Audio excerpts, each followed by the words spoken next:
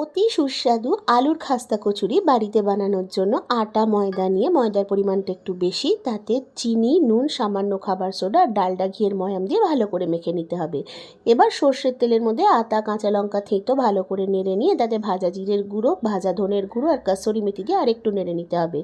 এবার আগে থেকে সিদ্ধ করে রাখা আলু দিয়ে নুন মিষ্টি পরিমাণ মতো দিয়ে নামানোর আগে গরম মশলা গুঁড়ো, জায়ফল, জয়িত্রী গুঁড়ো দিয়ে ভালো করে নেড়ে চেড়ে নামিয়ে ঠান্ডা হতে হবে।